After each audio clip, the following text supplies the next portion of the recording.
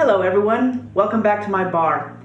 You know, we've been talking an awful lot about things that you should be drinking and doing in order to stay healthy, but today I thought instead we should talk about things you should drink when you're sick. And yeah, there's cocktails to drink when you're sick. True story. The first one I'm going to talk about is, of course, the tried and true toddy. A toddy is a really basic cocktail, but it really makes you feel better, especially if you've got a cold, you're really stuffed up. A great combination of flavors here, starting out with a little bit of honey. Now, honey has a lot of medicinal qualities to it. In fact, you see it in cough drops quite often.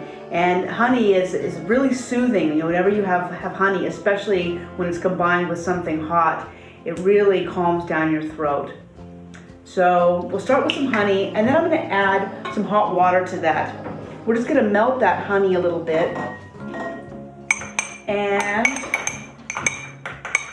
once that's melted, we'll add in the good stuff. The good stuff today being rum. Why? Because it's what I have on hand. But you could actually use any kind of dark spirit. Rum, brandy, whiskey, all of those things work really great. And these darker spirits are aged in wood, and so that gives them a nice sort of a vanilla caramel flavor, which is just delicious in this hot toddy.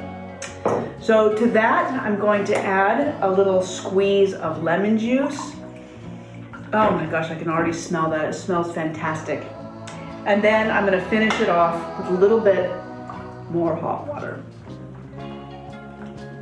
It's a really simple cocktail, but it's just so delicious.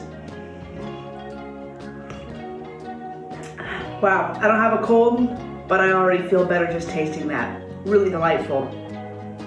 So the next healthful cocktail I want to talk about isn't really a cocktail, it's more of an ingredient, and that's bitters.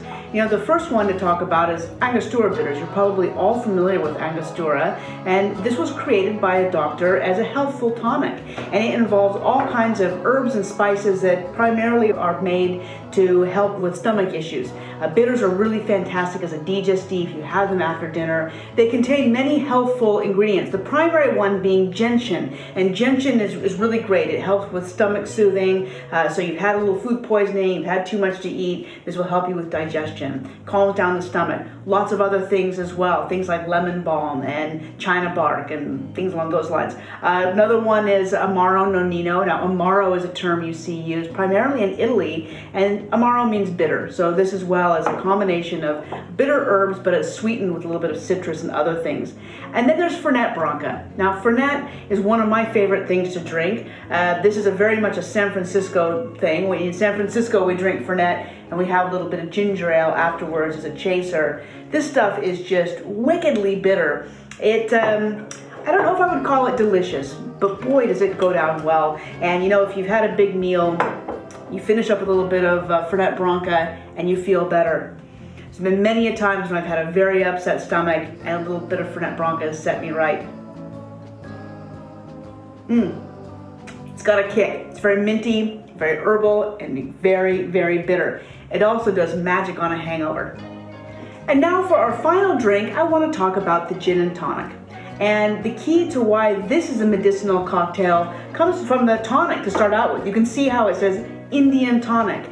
This is a cocktail that was concocted in India. So now the British Army was rationed bits of quinine in order to help combat malaria. So for centuries they were using quinine to fight malaria, and the British thought, well, you know what, let's just give them lots of quinine in advance to help them prevent malaria. It really wasn't a preventative. Didn't matter, they were still taking all of this quinine, which is extremely bitter. And the way that the British combated that was by mixing it with some sugar and some lime and some water and a good amount of gin. Gin was part of the soldiers' ration.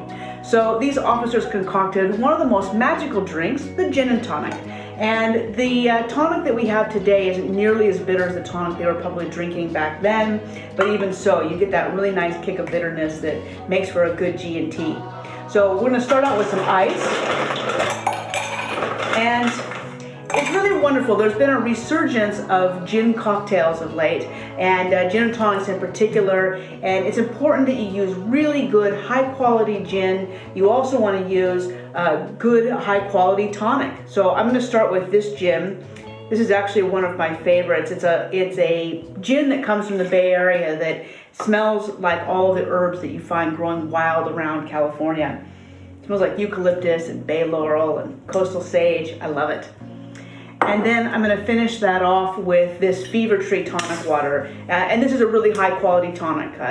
This has got really incredible flavors. It's got that nice bitterness to it, good balance of sweetness, a real complexity of the flavors as well. And to that, I'm going to add a number of little lime slices, just because they're so pretty and so delicious. And I'm going to finish it off with a kaffir lime leaf that I pulled off the tree in my yard. So there you have it, a real classic G&T. I feel better already. So cheers to you. I hope that you have a healthful and restful week, and that you don't need any of these cocktails, but that you enjoy them if you would like. Cheers.